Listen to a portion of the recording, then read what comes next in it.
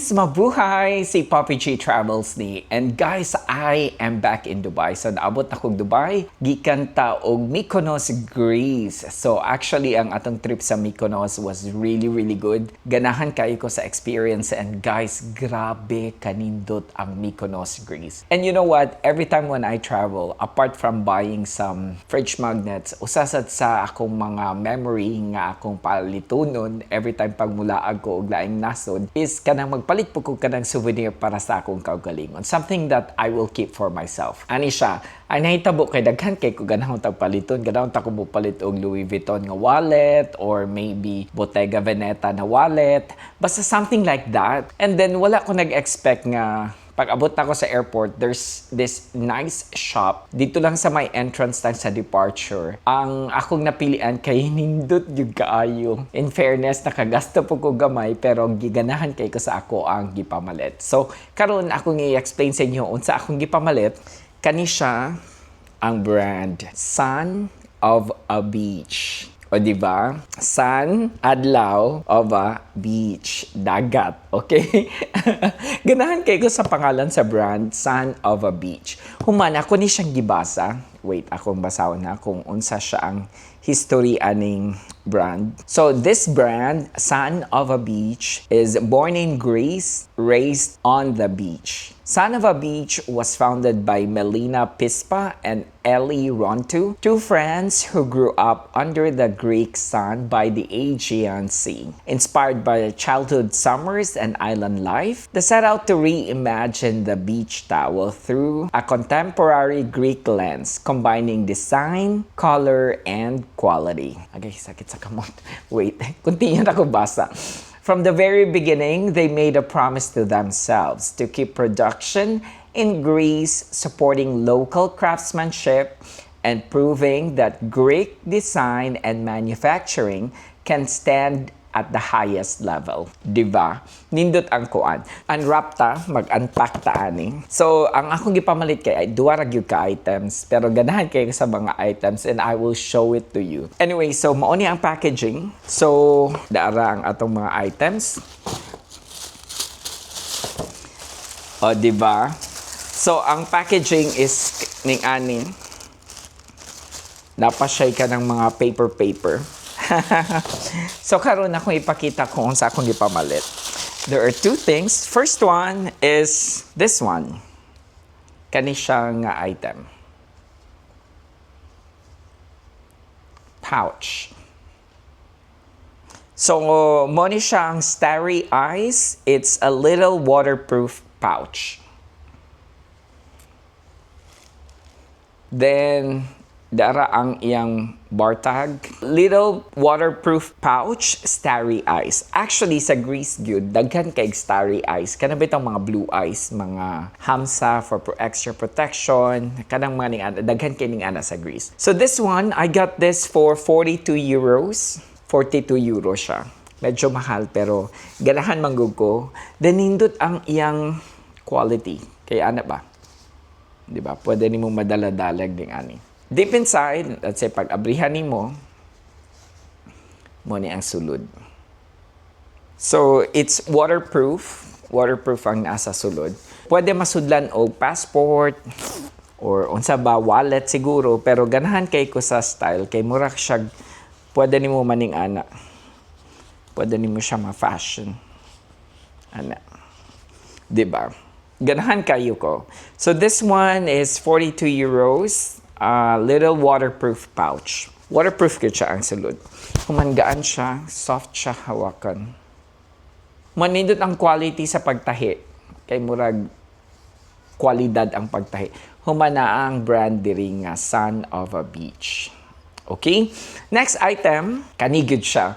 The moment pagkakita bitaw na ko nga item, giganahan gyudayon ko kay daghan ko gipamilian nato yung mga towels, na yung mga swimwear, daghang style, daghang mga items. Napod sila yung website actually na sunofabeach.com. Daghang mga options kay ilag yung style kay murag ka na bitang mga towels, diha nila ihimo ang style. Pero kanigid nga item, the moment pagkakita nako, ganahan dayon ko. Kay nga no, last time di ay last time nga na ako nakalaag ko Greece, when I went to Athens, Greece, nakapalit po kog swimwear na shorts dito. And until now, it's still with me. Dugay nakaayo ko nakalaag atong Athens, Greece. But the shorts is still here. Wait, I will show you the shorts. Okay guys, so kani siya, napalit na ko ni siya sa Athens, Greece. 'Di ba? Then, ang pagbaligya nila ani, ang brand ani kay Addicted.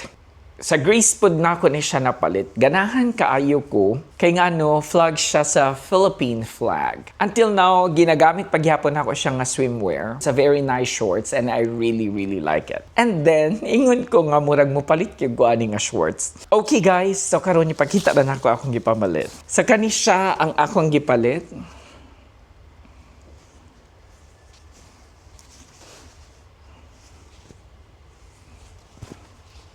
Human na siya sandiri. Human ang sa likod na ang brand. Son of a Beach. Human, maabri po siya. Then pwede nimubot ngan og.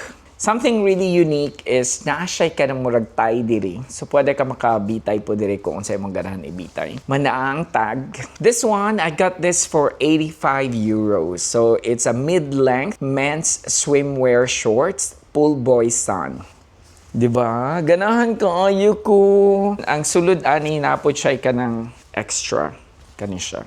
Manindot kay ang quality. Kung mapagkita nimo sa tahi, nindot yun ang tahi. And something really unique na akong ganahan ani is if you can tell me nganong giganahan dayon ko.